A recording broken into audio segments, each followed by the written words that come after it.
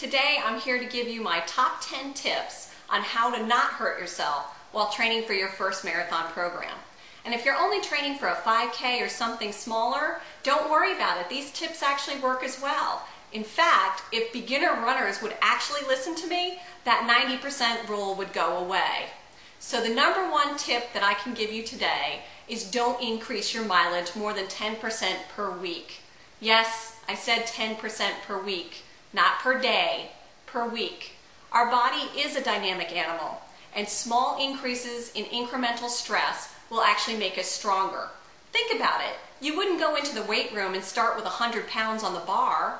No, you start out with the bar, and then you add 5 pounds, and so on, and your muscles get stronger and stronger. Well, your running body is that same dynamic animal, because if you actually increase much more than 10%, you'll find that you will get a myriad of overuse injuries. Remember, overuse injuries are the most common type of running injury.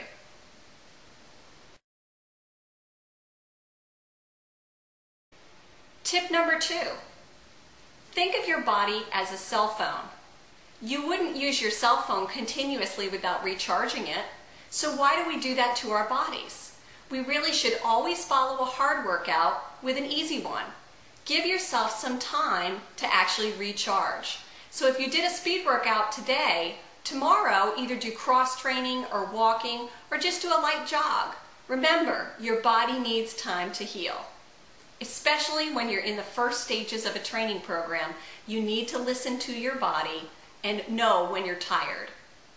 So always follow a hard program with an easy one.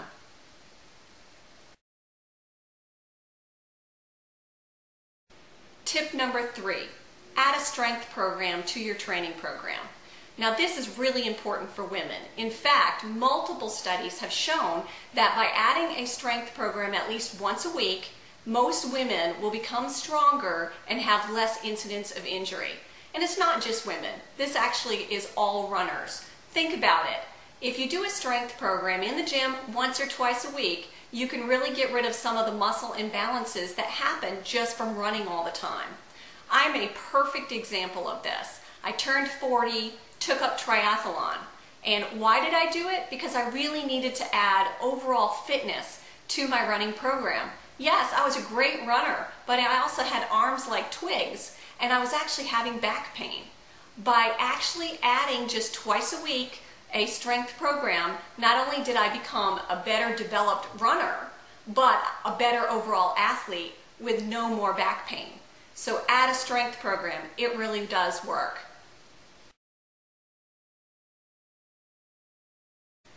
Tip number 4, do regular self-checks. What do I mean by this? When you wake up in the morning and you feel like you got run over by a truck, perhaps if a 12-mile run is on that day, you should maybe take the day off or do something else. You need to listen to your body. Pain is feedback from your body. Well, so is exhaustion. You need to look at the other things that are going on in your life. Just because it's on the training program doesn't mean you have to do it if you're exhausted. Listen to yourself. Do regular self-checks and listen to your body. Even men need to listen to their body. Tip number 5, always respond to pain immediately. Pull out the rice therapy, and I don't mean brown rice or white rice. What I mean is rest, ice, compression, elevation. If something hurts, number 1, stop running. Number 2, immediately apply ice. Acute inflammation loves ice. So ice away. And then put an ace bandage on the area. Elevate the extremity. Take the day off. Get a little rest. And you'd be amazed on how you'll rebound quickly. Don't try to run through it, because that's how you make a small injury into a big one. And you'll pay for it, I promise you.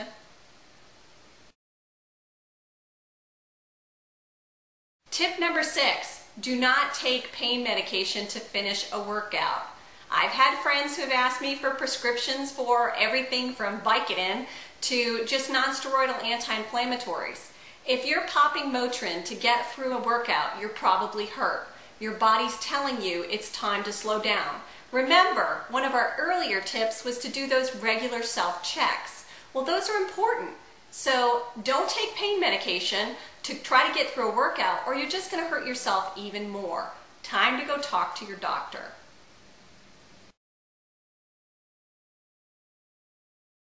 Tip number 7, choose relative rest over inactivity. Now, what do I mean by relative rest? I mean, well, you can't run today because you don't feel like you're really up to it. So instead of just sitting on the couch and eating a pizza, maybe you should go get on your bike or go swimming. Do some stretching, do some strengthening workout. Don't just sit like a lump on a log, because all that's going to do is make you crazy. And we know when we can't run, a lot of us runners are pretty crazy.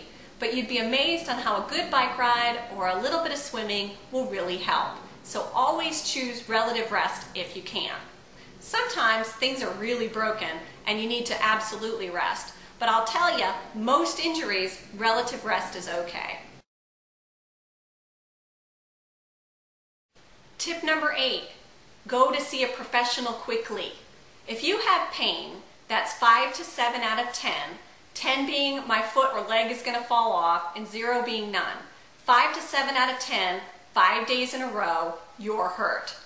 Now, if you have 1 or 2 days of pain, you've rested, you've iced, and it went away, you're probably okay. You just overdid it, but you rebounded all right. But if you have pain 5 to 7 out of 10, and you have that 5 days in a row, you're probably hurt. And the faster that you seek professional opinion, the faster you're going to get better. Most people wait at least 6 months, 6 months before they go to the doctor.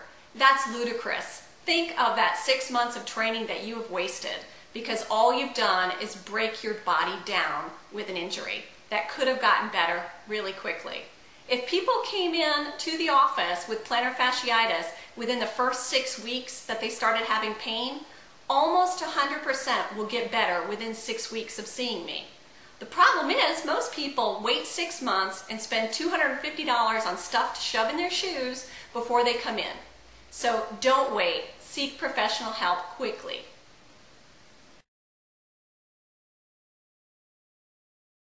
Tip number 9, keep up a positive mental attitude. When your body is fighting an injury, it uses a complex immune system to try to get you back to normal. Well, I'll tell you, you may not think attitude has a lot to do with it, but it really does. If you have a positive attitude, you're going forward, you're realizing that you are healing and that you're looking forward to meeting your goals later on that year, you'd be amazed on how fast you'll get better. If you just sit around and get depressed, that's exactly what your body's going to do. Depression really does hurt. We've all heard those silly commercials, but your body really does break down when your mind is negative.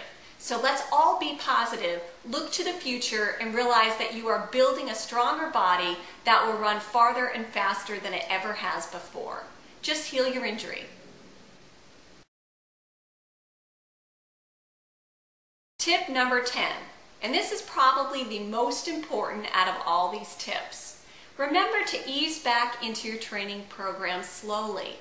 Remember that too much, too soon, too fast is really what got you hurt in the first place. So if you don't ease into your program doing 10% more each week, then you're just going to hurt yourself again. Realize that we spent this time rehabbing an injury and trying to get stronger and trying to get ready to take on whatever goals you want. But if you just do too much, too soon, too fast again, then all you're going to do is get hurt again. So listen to your body and ease back into that training program slowly. I'm Dr. Marybeth Crane, and these are the top 10 tips on how not to hurt yourself training for your first marathon. If you listen to these tips, you'd be amazed on how much farther you'll be ahead of your friends. Now, if you like this type of thing and you're interested in more great programs on running injuries, then stay tuned. Go to www.myrundoc.com and stay tuned for MyRunDoc TV. Hi, welcome back. Welcome to the other side. This is where all the cool people hang out. So did you like those top 10 tips on how not to hurt yourself running your first marathon? Well, if you like this, then get a copy of my book, If Your Running Feet Could Talk. And if you click on below, I'll even send it to you free. all you have to do is pay for the shipping and handling. Because I think that 90% of runners having a running injury every year is ludicrous. It's an abomination. So I really think that if you listen to these tips and you read my book, you will be part of that 10%, and that 90% number will keep going down year after year. So click below and we'll get you started on the right path. I'm Dr. Marybeth Crane. Thank you for listening.